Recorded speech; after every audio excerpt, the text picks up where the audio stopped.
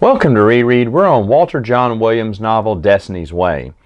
It'd been a while since I'd read this, and I do not all these events, I just don't remember them as much. In fact, General Farlander, who I did not know who he was the first time through, now I do, he had a much bigger role in this one. I mean, he's mentioned a lot.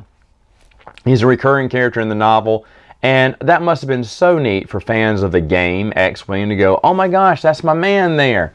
And for me reading this the first time through, I didn't know who Kean Farlander was, so it didn't hit me at all. I just thought it was just a generic name.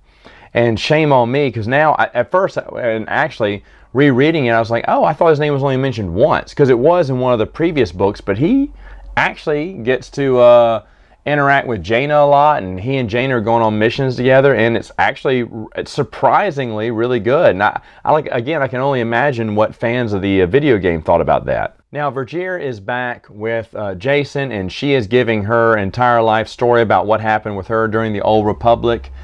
She has a lot of great conversations with Luke about the Force, about how things used to be, how Luke is making mistakes from the Old Republic. She's not really for the New Republic either. She kind of still serves the Old Republic. Luke doesn't know who she serves. In fact, just to kind of finish off her story, she's going to die saving Jacen. I remember that.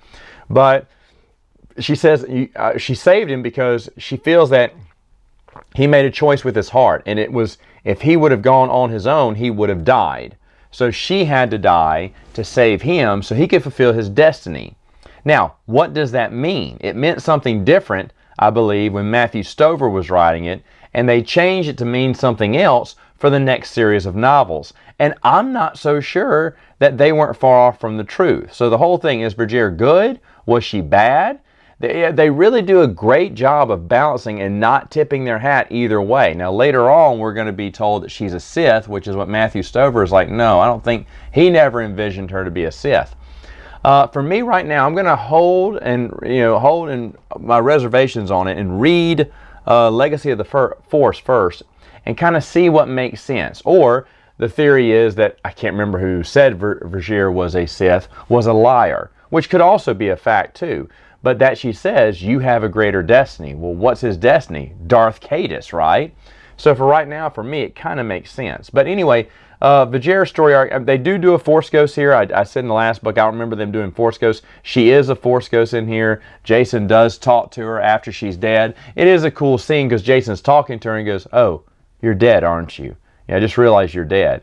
I guess because she has a blue aura around her.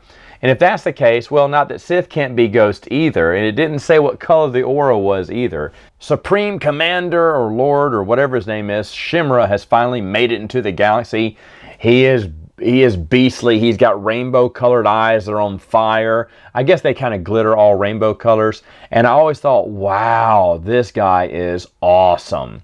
Now, he's really cool in it. In fact, he's giving commands. His voice is very deep, and he's got Omnimi, I can't remember the name, I didn't write it down. Omnimi, who is the jester, basically the court jester, the one who speaks in rhymes and riddles and whatnot.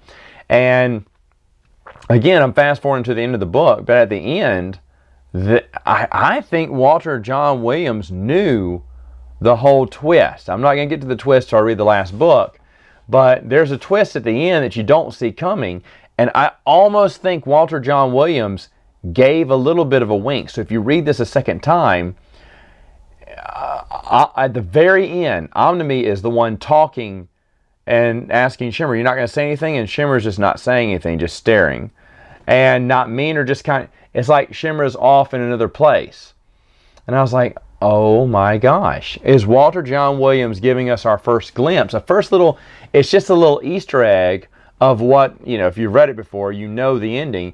But was this the little Easter egg? Because I wonder, when I read the scene, I don't think I thought anything of it. But now knowing what I know, how it's going to end, it does play out really good that, of course, Shimra is the puppet in a way, and not the puppeteer. And that last scene was really good. But I'm getting ahead of myself. Akbar is in this, which I remembered. He is with Winter. Tycho has gone to the front line, so Winter ran to Akbar. And Walter Jon Williams does a really good job of balancing it out, because, I mean, she's when he's swimming in the water tank, she's got her legs and she's dipping him in the water and kind of kicking him in the water, and she's rubbing his back and shoulders whenever he pops up and making sure to give him sponge baths when he's out and taking good care of her Admiral Akbar. Yeah, while Tyke goes away, winter will play. I mean, you could read it both ways, and I don't know if Walter Jon Williams did that on purpose, but it was definitely enjoyable. And I remembered Akbar being in this, that he had this grand plan. You know, things kind of went sideways a little bit, and Akbar blamed himself. But I do not remember Winter being there. I totally forgot about her and that she was there with him at his side at all times. His companion and aide is what she called herself. Oh, I bet you were the companion, Winter. But it's very good. And then this must have been another book, but I thought that they got a news report at the end that he had passed away. Obviously, it wasn't in this book. It may be in another book. It's definitely in another book because I remember it clearly that they got news that Admiral Akbar passed away. He's already very old. He's gray and everything. His skin he can't really function in dry air anymore. And I'm fine with that because Admiral Akbar is an older character, and it's about time to, you know, phase out some of these older characters. But seeing him again was good. I felt, you know, it says that when they sent out a news broadcast, just a one sentence message, three words, Akbar is back, is what they sent to the whole fleet. And everyone, they said on some of the bigger ships, the cheers lasted for an hour. I love that. That's how one of the chapter ends. It's really good. There's some really good moments in this book, and I'd forgotten about a lot of them. Mara is helping Lando. Of course she is. But this time she's just helping him with mouse droids. At least that's what she told Luke. And these mouse droids can move around and kind of detect where Vong are and kind of report it. So now the Jedi don't have to do, you know, searches through the Force of every single person. This mouse droid has that technology that's in the YVH droids, but no one pays attention to a mouse droid, and people don't really like them that much. And it makes sense that they're there because they're the ones that kind of clean up everything. And I'm sure around refugees and everything, there's lots of messes. So it's a smart way to use an old droid from the original series that makes sense, that puts a perfect image in your mind. Mara calls him Mousy a little bit, which I'm fine, because of course they're going to uncover some of Nominar's agents that they're going to feed false, true information to, but nothing too damaging, so that when they let slip the grand plan, it's basically just a trap that Nominar thinks, oh, my agents have uncovered this great plan, but really it's a trap. Akbar has figured out that the Vong will fight to the death. They will never surrender, and he's going to use that weakness against them. And everyone's saying, well, I've heard people say, well, you know what, why didn't they know about this beforehand? You mean everyone is stupid? No one saw this? Well, no one had time to just sit there in their office or in their room like Akbar did, a military genius, and just sit there. They had to act. They had to do things. They had to worry about all this stuff. Akbar was cut off from everyone, and he just used his military mind and came up with a strategy he thought would work. And it took him a long time too. So it wasn't like this was just overnight or anything. So I totally buy this. Luke forms the Jedi Council. He has a great quote here, and it rings true to some fans today. If a person in authority only talks to those who agree with him, he soon finds himself out of authority. It can go a long way. I'm going to start quoting that a lot. I can guarantee you that. But anyway, he picks Kenneth Hamner, Seagal, Kip Duran, and Saba Sabatine. I remembered each one of those picks. I knew who they were. I loved when they were going back and forth and saying who should be on the council. If Michael Stackpole was writing, Corran Horn would have been the first one, and everyone would have started bowing down to the name. But Corran Horn wasn't even mentioned. Streen was mentioned, which I thought was an excellent choice, as were a few others. I can't remember who else. But it was fun hearing who they were going to put. Now, it's half and half. It's mixed, because this is how Cal Almas, who gets voted in as the new chief of state, this is one of his things. He's going to bring back the Jedi Council, but include, a bunch of non-Force users, government, Republic people in there. And Luke is all for this too. And I kind of like this idea. It's not riffing off the prequels, which were coming out at this point, that they already knew was what the Jedi Council was. But they said, let's do something a little bit different. And it makes sense story-wise. There is Lando and Talon Card have a short little side story in this where they get Cal Omas elected by bribing some senators and then threatening to expose them.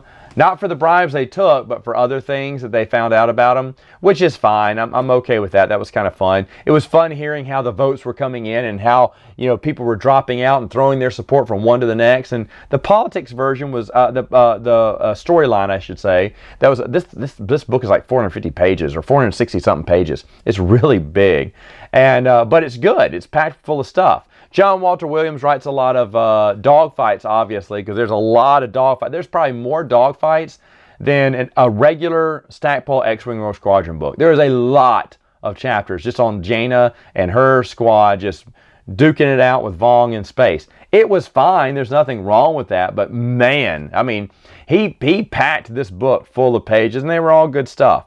The young Jedi Knights are knighted in this one. It's a grand ceremony, and that's because Cal Omas wants to have something to rally the troops around, which is fine.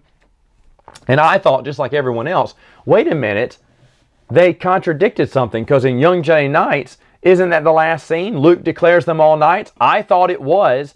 I went back and read it, and no, he doesn't. I mean, they're called Young Jedi Knights because the book is called Young Jedi Knights.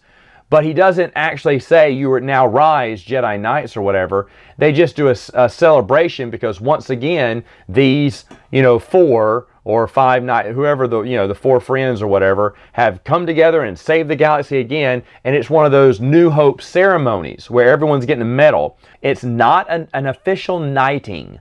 So this would be, and it's not necessarily a conflict, which I used to think it was. But looking back over everything, not really that big, not really a contradiction at all.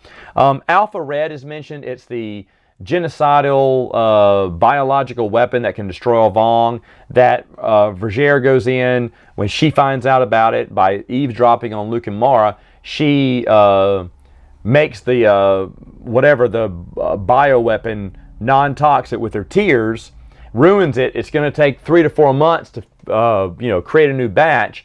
And so Luke's like, I got 3 to 4 months to end this war. Timetable set. Even though Cal Omas at the end has agreed with Luke and said, look, as long as we're winning, I'll hold off on using this biological weapon. But if push comes to shove and they start wiping us out, I'm going to use it. And Luke thanks him for that because you don't want mass genocide. Well, I'll be honest, I did. I mean, the Vong are evil. They've been shown evil. They worship death. They've slaughtered trillions of people so far in the galaxy. I'm not going to cry. I mean, maybe just hit Coruscant with it and go, yeah, you want some more of that? Then you better leave our galaxy. My morals are a little bit off from the Jedi in this one. And the other thing is, Kip was absolutely against it. Now, I get it. You're absolutely against extermination of a race, but maybe Kip should have been. If it's kind of in continuity with Kip's character right now, yeah, we should do whatever we can. Let's poison the well at Coruscant and see if that scares him enough to leave. I'm not talking about destroying everyone, but at least we need to use it once. I think Kip's stance would have been more truer if he would have said that. But again, that's the problem when you have so many different authors writing so many different books that are supposed to stay in one big continuity. Characters don't necessarily transfer over very well from author to author. It's not really a complaint. It's just how things go. Tavasang La dies at the hand of Jaina, and this is one thing that I remember him dying. I remember Jaina killing him, but wow, it's very anticlimactic. It's like a page and a half or something, and then he's dead. And I'm like, really? That's it? You think Law would have had this grand battle? It didn't feel like a grand battle. It felt like Jaina's talking to them about doing something quick because I think I really pissed Law off, but I felt like she was just like yawning while she's fighting him and then stabs him in the head or something with her lightsaber, and that's it. It's over. Or in the throat, I think it was. I don't know. I felt like he needed a more grander, since he's been the villain for so long. And I'm fine with Jaina being, well, actually, I wanted Jason to kill him. But either way, though, I felt that kind of fell a little flat. Overall, though, I really do love it. Oh, the Bothans have declared, I can't remember, Oberskry against the Vaughn. They're going to wipe them out from the face of the earth, you know, which is cool. It's kind of like riffing from what the Klingons, you know, vow to wipe out a race of tribbles from the galaxy, which I thought was really neat. But that storyline, as far as I know, is dropped when you get to Legacy of the Force, and that's a shame, because I wish we would have known more about that. Are Bothans going off wildly hunting down Vong while all these other events are happening, and even in Fate of the Jedi? Now, maybe someone mentions that and I just forgotten. I'm sure all of you are screaming right now if there is a reference to that, but right now I just don't recall. Overall, Destiny's Way, what a delight. What a delight. Overall, what a delight. I absolutely love this one. Again, I couldn't remember many. I knew the basic points, but a lot of the nuances I'd forgotten, and there was a lot here to love. It was a very smooth read. So far, again, I'm just loving my reread of New Jedi Order. And I'm not done yet. I'll see you next time with another New Jedi Order review.